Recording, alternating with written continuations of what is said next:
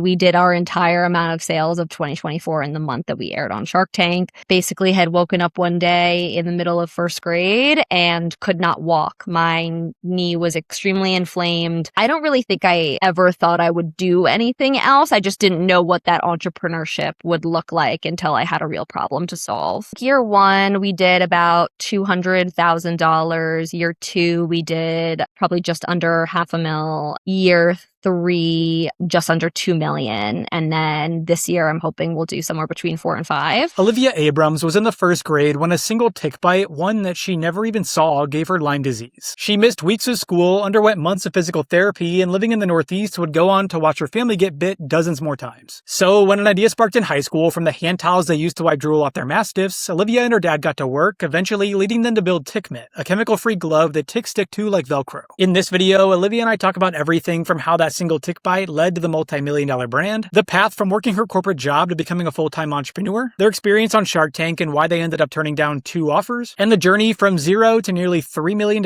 in 3 years. This is a bit of business.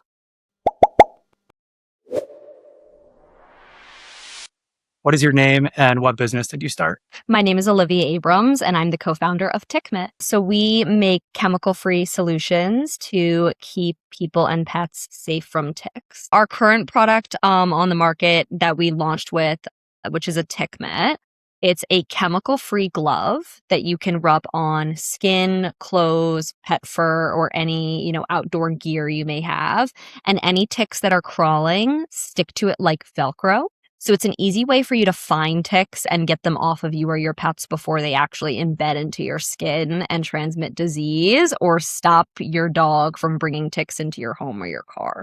And then we just launched a new product about a week ago called TiCK Sidekick, which is a Swiss Army knife type product that helps you remove an embedded tick, and it has a built-in flashlight. I came across you on TikTok, and I thought just like the idea and the product and what you're solving is super unique. And it's something that not a lot of people deal with. Well, there are a lot of people who deal with it, but not a lot of people that think about it. And those that are dealing with it have to deal with it constantly. Yeah. I want to get into kind of why ticks. I'd love to hear your background with them and what led you to devote a lot of your time to preventing them. Sure. So this is actually a long story that started almost 2 decades ago. When I was in first grade, I was diagnosed with Lyme disease.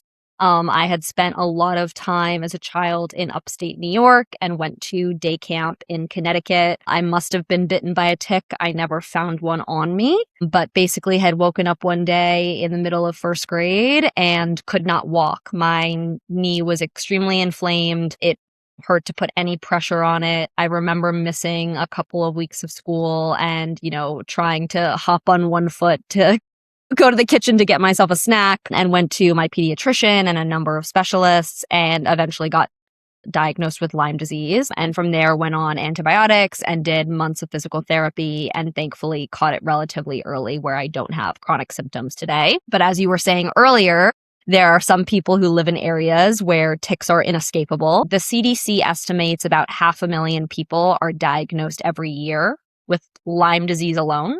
And then there are other tick-borne illnesses on top of that. So you're probably looking at closer to, 750,000 people, 800,000 people are being diagnosed with tick-borne disease every year in the US, which means there are millions of people suffering because if you're not able to catch your Lyme disease or tick-borne disease early enough, it can become chronic. So a lot of people that are dealing with it, and not a lot of conversation, which I'm sure you've experienced prior to starting TiCK MiTT about it. I know you mentioned that you were entrepreneurial, you studied entrepreneurship. Have you always been entrepreneurial, or where did that come from?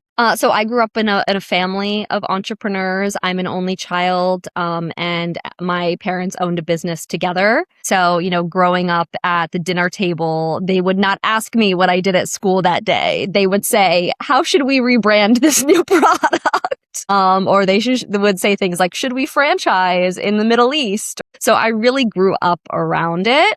My uncle was also an entrepreneur and he owns restaurants. My grandfather owned his own insurance company. So I don't really think I ever thought I would do anything else. I just didn't know what that entrepreneurship would look like until I had a real problem to solve. What originally happened is that my family has mastiffs. And so they have, thick jowls, and they would drool whenever they would drink water.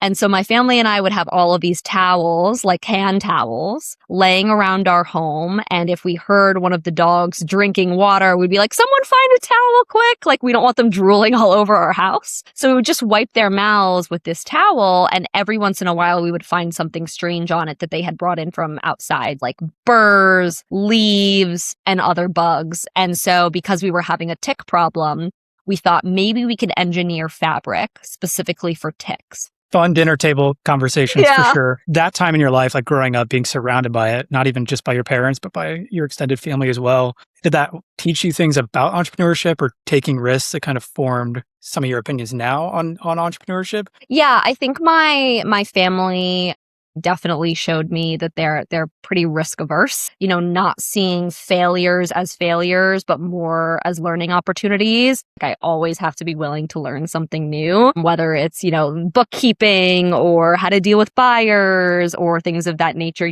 As an entrepreneur, every few months, I'm kind of reevaluating, like, what is my skill set now and what does my skill set need to be in order to get to the next phase? You're wearing all the hats and always find new ones to put on. Oh, So yeah.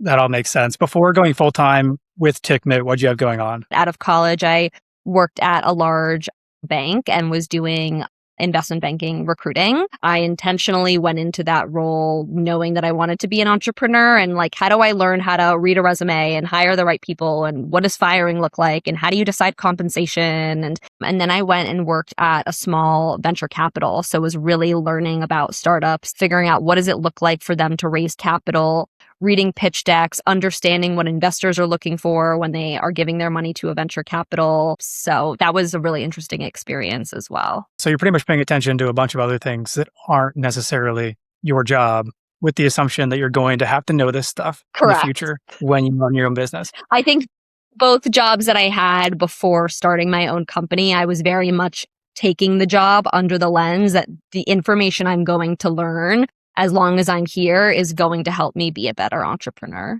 Let's get to the actual idea. I know you touched on it at a high level, but where did the idea come from for TiCK MiTT? Yeah, I mean, it was that experience of finding ticks on our towels when we would wipe our dogs' faces. We thought, maybe we can turn this into a mitten that we can check ourselves with after we go on a walk or, garden, or especially checking our dogs as well. What I see on the market is everything feels either very manly or it feels very chemical in the space. And so I do see that there's a big opportunity to market to different people and actually have a brand, because I do feel like there are a lot of things, especially in the tick market. You go on Amazon and you look up tick products, and there are very few things that are actually branded. I love it. I feel like every time you go look for some sort of repellent, whether it's ticks, sunscreen, bug spray, it's always chemicals. I mean, they have the app now where you scan it. It gives it like a score out of 100, and it always has a score of like 2. Yeah. So I love it. I know you've mentioned a couple of times that there's a fabric that the TiCK MiTT uses. It's a patented microfiber, correct? Can you explain what makes that different than just microfiber? Yeah. So we worked with a tick scientist and a product engineer over multiple years to design this fabric that, we've been able to get some patents on. And basically, microfiber differs in loop length. So you can have certain microfibers that have really big loops or ones that have much smaller loops.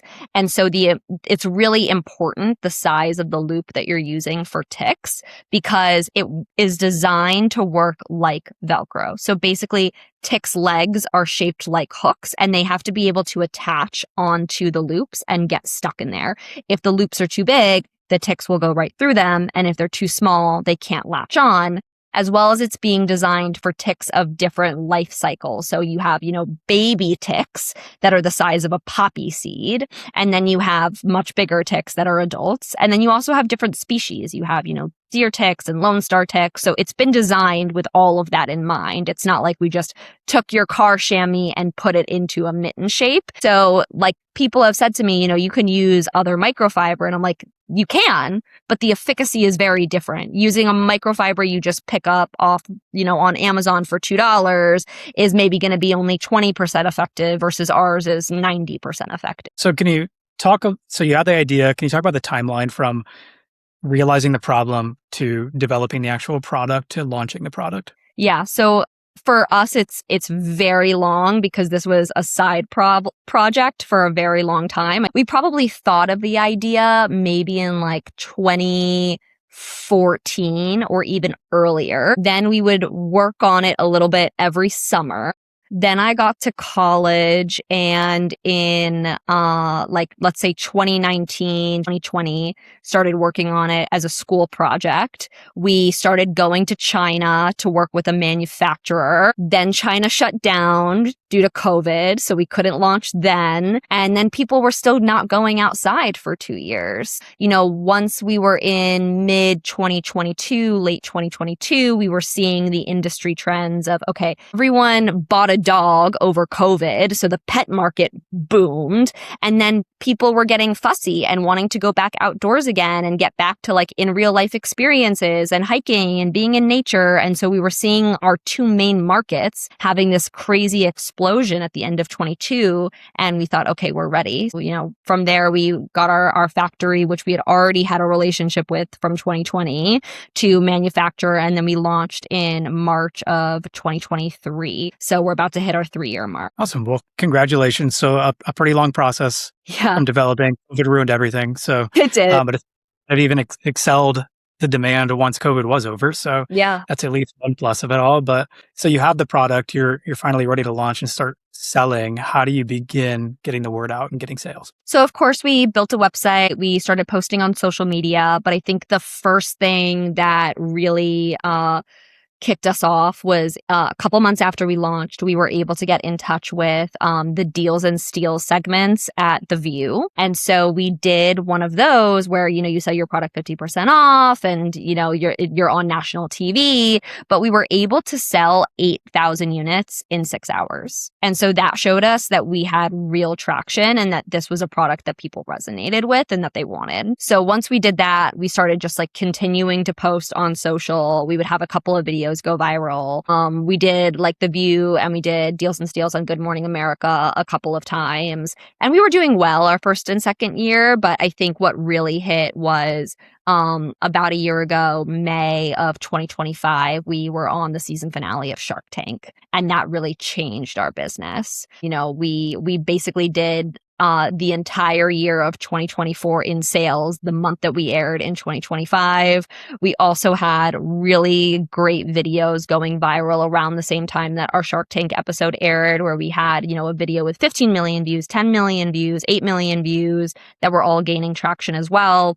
And we also started showing up in more retail. And this year we're also showing up in a lot more retail. And I think, as most people say, when you're marketing a product, it usually takes someone about 7 times seeing something before they actually pull the trigger on it. And so kind of having that omni-channel experience where people see it online, their friends talk about it, they see it in retail, and then they buy it is really what we're going for. And because our product is something that is very emotionally driven, or sometimes people don't buy it until they actually already have a problem, making it readily available in store, where if someone's like, I need that thing that I saw online right now because my dog just came into my home covered in ticks and I put him in my bathroom and I'm hoping that the ticks don't go anywhere, they can ideally, go to their local Petco and buy one. Yeah. That's the thing about ticks. You forget about them until you see them right in front of your face. You mentioned Shark Tank. Curious about that. I'm sure a lot of people are. You can't escape the conversation without talking about it. What was that experience like for you? It was great. I mean, I would say everyone who works in the Shark Tank team, from their casting producers to the people who help coach you to, the sharks themselves, everyone is incredibly kind and supportive. But I would say the experience of walking into the tank kind of feels like you're jumping out of a plane. This is like a one-time experience. It's absolutely terrifying. And you definitely black out a bit, And so our experience on Shark Tank was great. We were so thankful to be on the season finale with Mark Cuban's last episode ever. Because I very much look up to him. So I'm very glad he was a shark on my episode. And we had the entire original cast. It was great to have, feel like I'm on like true episode of Shark Tank with all of the original sharks. And we were able to get 2 offers from Barbara and Mr. Wonderful. But I think that when we went in, we didn't have as much traction as we did around the time that our episode ended up airing. And so they wanted too high of a valuation for what we knew that we have. And so we said, no, thank you. I watched part of the episode and you got a pretty stereotypical deal from Mr. Wonderful. So oh yeah, that makes sense that you you walked away. With walking away and not accepting an offer, how did being on the show impact the business? Just the Shark Tank effect. I mean, like I said, we did our entire amount of sales of 2024 in the month that we aired on Shark Tank. But I would say probably the biggest thing is the alumni network. It can be a lonely ride with a lot of bumps in the road, and having other people who have been through the experience who can walk you through the steps of like, okay, if you're launching in a nationwide retailer, this is what that looks like. And these are the hurdles that you're going to have to overcome. And, what's the difference between doing, $500,000 versus $1 million versus 5 million versus 10 million. That all looks very different in a business. And so having people who are a little bit ahead of you that can give you advice, and then people who are maybe a little bit behind you that you can give advice, becomes this amazing chain of people who help each other out. And so I've loved that part about being on Shark Tank. Can't go down the street and knock on your neighbor's door to find out how to expand nationally. No. Or I guess for you, it might have been a dinner table conversation. Yeah. Franchising in the Middle East. So the growth of the business, can you talk about, if you're comfortable sharing units sold, revenue, whatever you're comfortable sharing, how has that grown from year 1 until now? Yeah, I think year 1, we did about $200,000. Year 2, we did probably just under $500,000. And then year 3, we did just under 2 million. And then this year, I'm hoping we'll do somewhere between 4 and 5 with our new products in place and our retail launches that I'm really excited about. And then, hopefully continue to grow in new areas and come out with new products. And I love what we're doing because it's something that I'm passionate about, of course. But I think that growing up, I always wanted to help people too. I was always really inspired by like Tom's Shoes and Warby Parker, like companies that had give back components or mission driven components.